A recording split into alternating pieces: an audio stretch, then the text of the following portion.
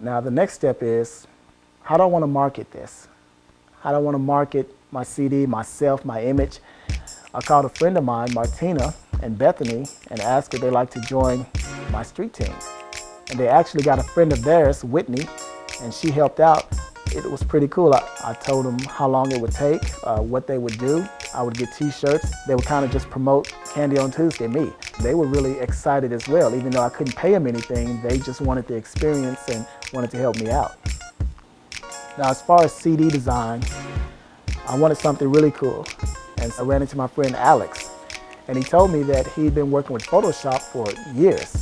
Alex went to work on it, and it took him just a little while, but we came up with the perfect design. He came to me with the idea about a CD cover that I could do for him, so we sat down and we looked over a couple of ideas, a couple of other people's CD covers, and then we came up with something that we were going to do.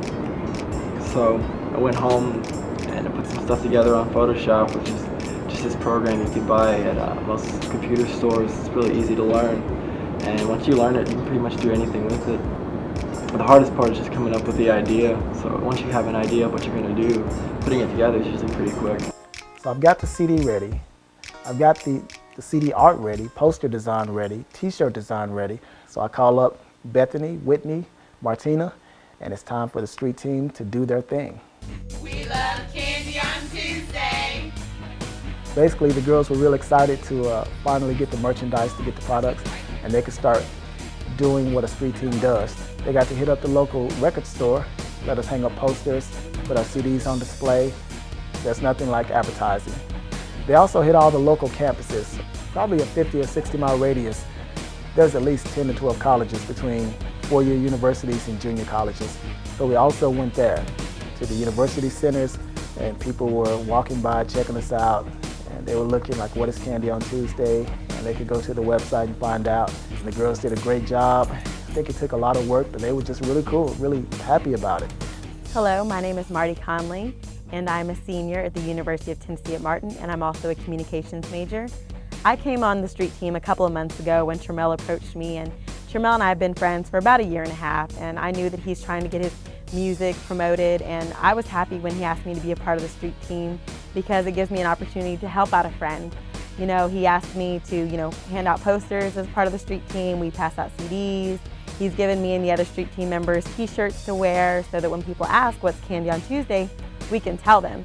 And so it's really been neat, for a couple of months now we've been a part of the street team, and we've, hung up posters and done different things. And it's just really good because, as a local member of the community, he's really trying to get his music promoted and get out there. And as a friend, I don't mind helping him out.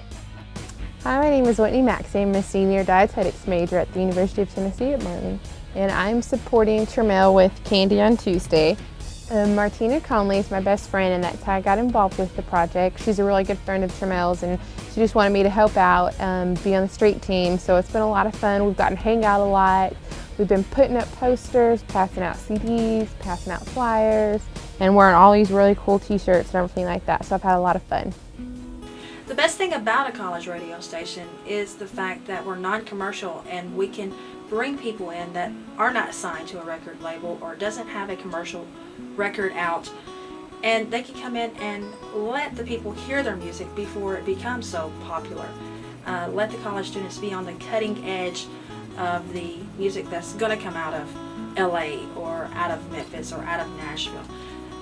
The first time I heard Tremel's music, it was like, wow, I actually know someone who is doing this.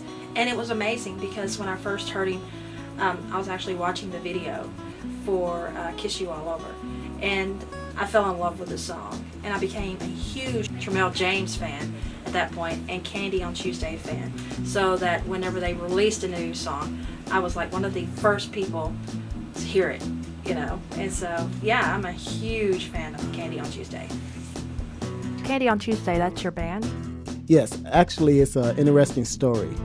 You see, I'm really just a solo artist, but I jam with a lot of friends, and they have their projects and I have mine.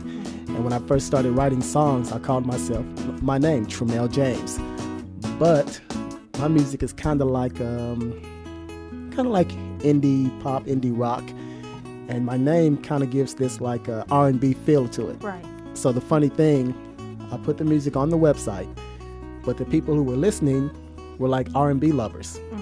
And the people who like, let's say, rock or indie rock, they just thought it was a R&B artist, and they just kept going. So I had to give it some thought, and I said, okay, I need a band name, some kind of moniker, like Five for Fighting. Five for Fighting started off as one guy, but he said the industry wasn't really favorable to singer-songwriters at the time. And so he came up with the ideal of Five for Fighting, which is a hockey term. You get 5 minutes out for fighting. So I had to think of my own little saying, and that's what I did. Where'd you come up with the name Candy on Tuesday? I'm coming up with all these wild names, and I'm like, what does that mean? So a friend said to me, you got to make it yourself. It's got to be something real so it's authentic. Okay, so I thought about it, and I thought about an old girlfriend. And when I first met her, she was great. I mean, just fantastic. I'm pretty cool, but I'm not the greatest guy in the world, so I had to think about it. And I said, I'm pretty sure some other guys are trying to talk to her and ask her out. And I said, if that's the case, I don't want to be too pushy. So she gave me her number. We talked on the phone for about a week or two, and it was going really great. So, okay, now it's time to ask her out. And then I got really nervous. I said, okay, I don't want to ask her out on Saturday because she may have some big plans. Not Friday, same deal. Sunday, you go to church, you're relaxing, and Monday, nobody wants to do anything on Monday. So I kept thinking. I said, okay, I'll ask her out on a Tuesday. Nobody does anything on a Tuesday. And if we happen to have this great time, movie, dinner, ride around, talk, then it's like a big treat, something good on an ordinary day. And I said, okay, that's it. Candy on Tuesday, something good on an ordinary day. The great thing about new technology today, like social sites, YouTube, Pure Volume, MySpace, it's you have access to like millions of people. And not that millions of people will come to your site, you hope they do, but it's there. So if you're in London, this weekend I was in Memphis, and we were shooting a video for this EP to help promote it. And a couple from Sweden, they were walking by, looking at us, and we got done with the shot, and they were asking about, what is this? What are you doing? So I told them I'm an artist, and we're just shooting a music video. And they were so interested. And I said, well, if you want to see more, you can just go to YouTube and search Candy on Tuesday. From concept to reality, from thought to song, Tramel James has created an identity in the music world with the use of audio software, websites, and an intense drive to succeed. Tramel's motto is, it's not about the destination, it's about the journey. Taking a dream from concept to reality, Tramel James is a dream chaser.